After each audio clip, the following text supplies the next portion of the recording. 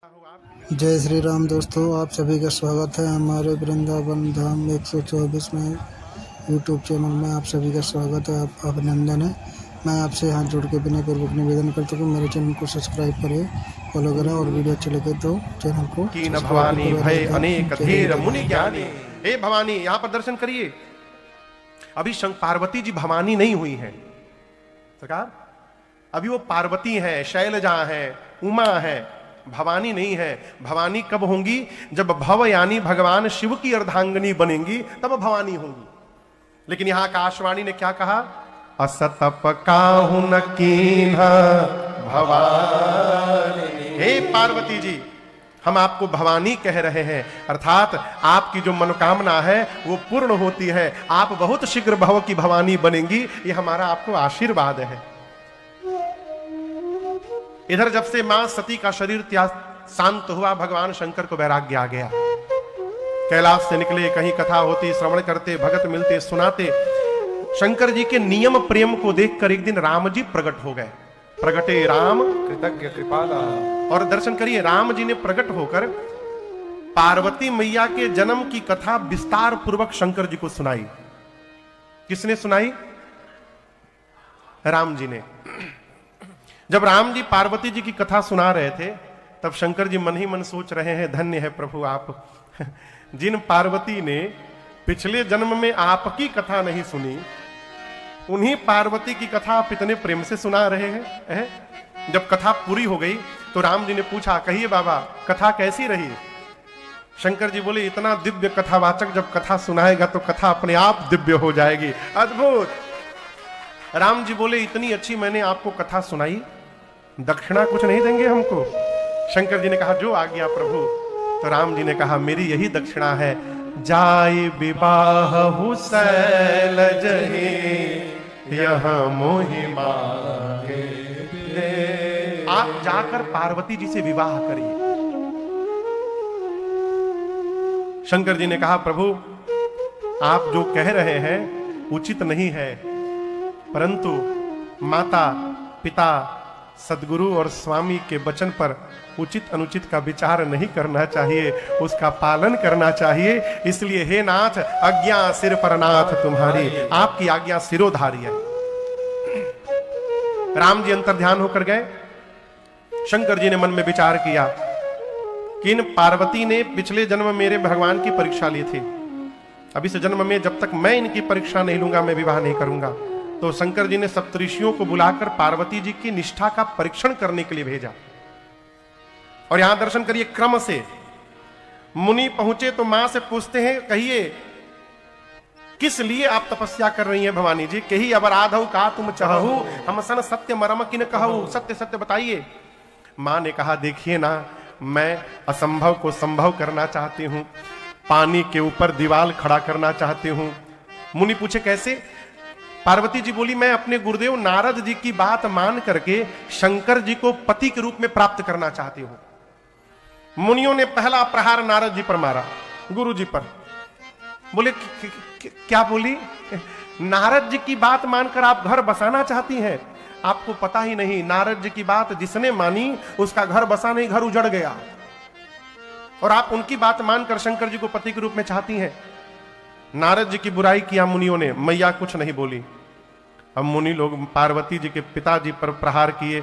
आपका दोष नहीं है, आपके पिता हिमालय जड़ बुद्धि के हैं ना, आपकी बुद्धि भी जड़वत हो गई है। मैया इस पर भी नहीं बोली। मुनियों ने भगवान शंकर को लपेटा, कहा, अरे किसको आप चाहती हैं? भीख मांगी भव खाए। आप जिसको पति के रूप में चाहती हैं वो भिक्षा मांग के भोजन करते हैं। जो स्वयं भीख मांग के खाता है, आपका पेट क्या भरेगा? मैया इस पर भी मुख नहीं खोली।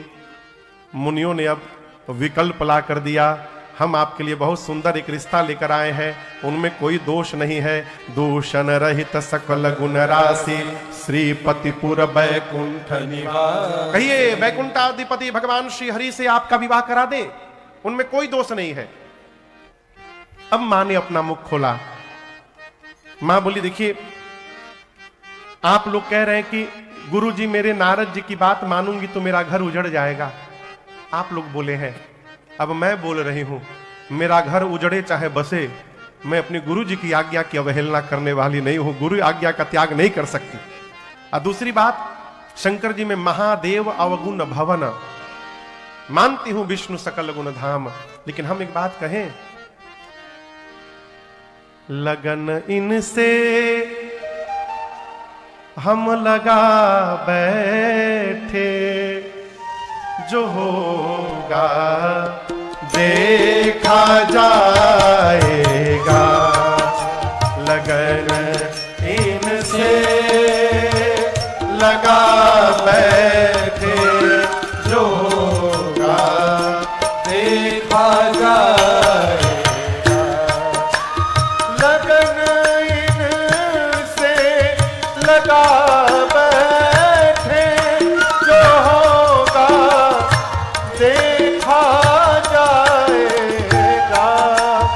लगन इनसे लगा बैठे, जो होगा देखा जाएगा।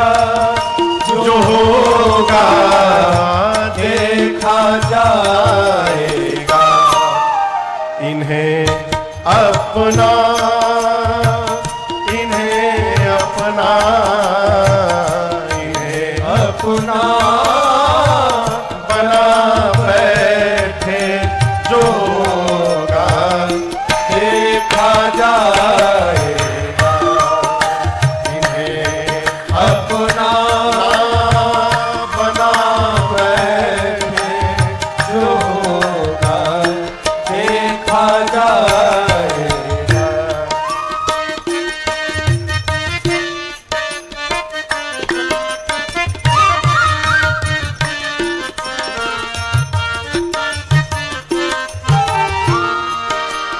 कभी दुनिया से डरते थे, तो छुप छुप याद करते थे। कभी दुनिया से डरते थे, तो छुप छुप याद करते थे।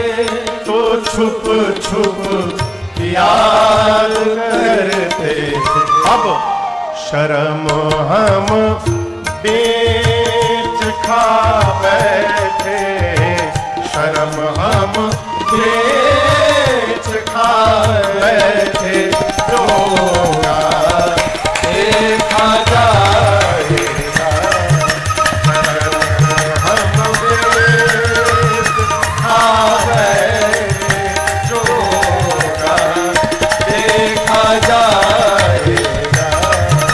लगन इनसे लगा बैठे, जो होगा देखा जाएगा। जो होगा देखा जाएगा। जो होगा देखा जाएगा। क्या कहा मैया ने? जो होगा देखा जाएगा। मां की निष्ठा देखकर सप्तऋषि जय जयकार किए, जाकर भगवान शंकर को मां की निष्ठा बताएं। बाबा इतने आनंद में आए कि फिर समाधि में चले गए। पिछली बार गए थे तो कितने दिन बाद लौटे थे, फिर गए। कब आएंगे अब किसी को नहीं पता। इसी बीच एक दैत्य ने जन्म लिया जिसका नाम था ताड़कासुर। सरकार कभी कभी सोचते हैं इन राक्षसों का एक सूत्री कार्यक्रम, जन्म लो तपस्या करो। दोस्तों, आपको अगर वीडियो अच्छी लगे चैनल को सब्सक्राइब कीजिए और हाइप कीजिए। कमेंट कर में जय श्री राम जरूर लिखिएगा। राजन जी की मुखारबिंद से बहुत ही सुंदर राम कथा का प्रवचन और कथा का अनुवाद हुआ है। आप इसे सुनकर कृतार्थ होइए और श्री वृंदावन धाम चैनल को सब्सक्राइब करें, कमेंट करें, शेयर करें, ज़्यादा से ज़्यादा सपोर्ट करें। धन्यवाद।